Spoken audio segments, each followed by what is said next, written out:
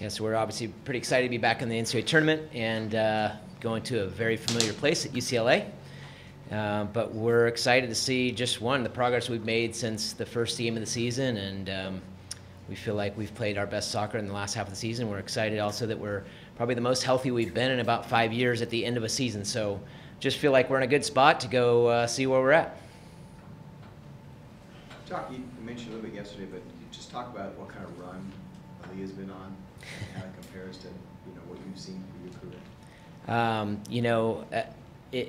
It's pretty special to see a senior who's meant so much to our program and had a ton of success, really through all 4 years, but struggle kind of mid-season to find goals. And then literally in the last, 3-4 weeks to have 7 goals is a pretty special performance. And I think it's a testament to her not, being at the end of her career like a lot of the female athletes get to this point and kind of go, well, I have a next chapter coming.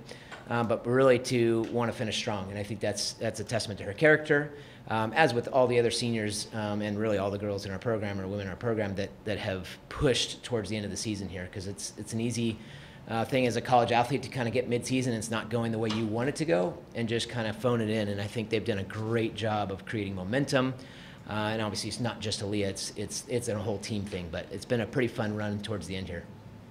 Mike, the loss to UCLA early, and the fact that the goal differential, 5-0, does that set up great motivation for your team, or are the girls questioning, can we beat this team that was that much better than we were? Yeah. So first of all, UCLA is a special team. You took a goal away from us. We did score a goal. So it's 5-1. So no, I think one of the things we talked about right after the game was I was really proud of how we played. So we've had games with them over the years where they've just been the better team, and that's probably going to be the case again this year in terms of the talent on the field. But in terms of our performance on that first game, I thought we played very well. They had some world-class goals, to be fair, to open it up, and then we had a couple mistakes at the very end. So while we'll certainly be under a lot of pressure with them, we feel like this is an opportunity for us we've been there this year. We've played well this year. We created chances. We didn't finish some of the chances. We had a chance to go up 1-0. We had a chance to tie it up 1-1.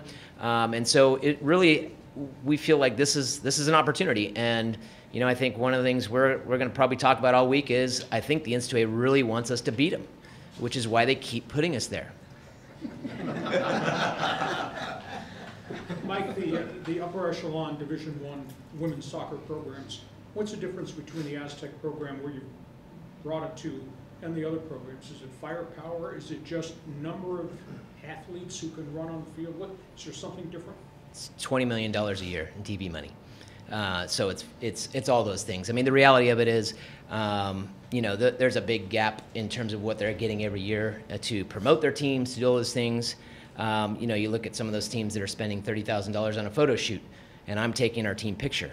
But the reality is that it's still a ball that we have, and there's a field we have, and players.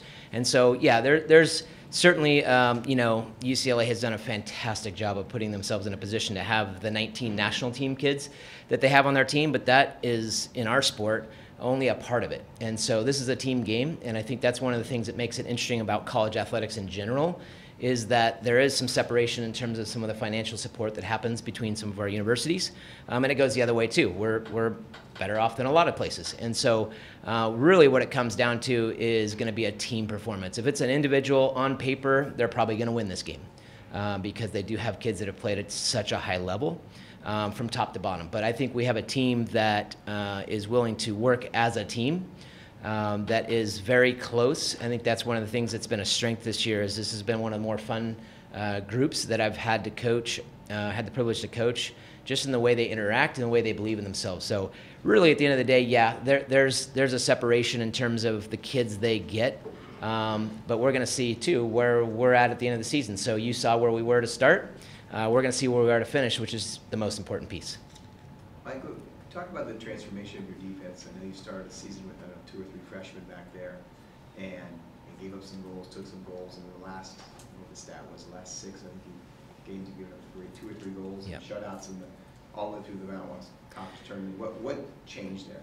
You know, I think part of it is just experience. We've had, you know, Sarah Brocha as a freshman, you know, her first touch as a college player was a nutmeg randomly. But you know, I think she's grown a bunch over the years. She's very athletic. You know, Stacy's been just rock solid for 4 years. I have said this 100 times, but I think she's the best player in our conference. And she's just gotten better throughout the year. And then Danny DeRosa has never played as a center back in college.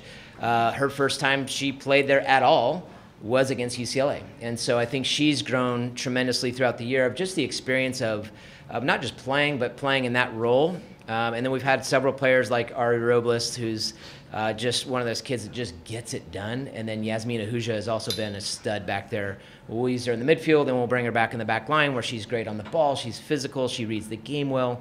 And so I think there's a lot that's happened in the course of the year, but part of it's belief. And then just how they've kind of come together and kind of had each other's back. And so they've just played well as a group, and then there's been some outstanding individual performances within that late in the season here. One other question that's off this topic, the tournament. Since soccer is your life, are you stunned U.S. is not in the World Cup? Very disappointed that that they're not in the World Cup for sure. You know, just to have such a long run of you know, generations of kids coming through that have seen our team in the World Cup, I think it's a setback. So it's disappointing for sure, but I'm also, I mean, I'm a fan of the game, and just like we talked about with us versus UCLA, this is a game that you know, things can go very well and they can go not very well, and we can be the better team and lose. And you know, pretty unfortunate for them, and we're disappointed. But I think maybe it'll spark some change in our future and how we are training our kids at the young ages to come all the way through. So yeah, disappointing, but I'm obviously going to be watching the World Cup with, you know, every single game that I can. I'm a fan of the game. Mike, one other question. I was at UCSD this morning. They're going to be playing D2 this weekend in the NCAAs, and Coach McManus is sitting at 499 victories. What do you say about him, and how do you put in perspective that accomplishment? That's phenomenal. I mean, to win that many games at any level is spectacular. I mean, that's a lot of games compared to, I mean, I feel like I've done this for a long time, and I don't think I've coached in that many games. So to have that many wins and that much success at both the D3 level and then the D2 level over that many years says a lot about Brian. I consider him a friend. I think he's a great coach. He's one of the guys that I look to that's been in this business a long time. That's done really well, not only on the field, but just who he is as a guy, and obviously the lives he's impacted over at UCSD. So that's pretty impressive. Pretty excited for them that they get that opportunity too. I know that, you know, there's other teams like Point Loma Men are also in the Ncaa tournament this weekend. So pretty fun that our San Diego community has a lot to kind of rally around and be excited about for soccer.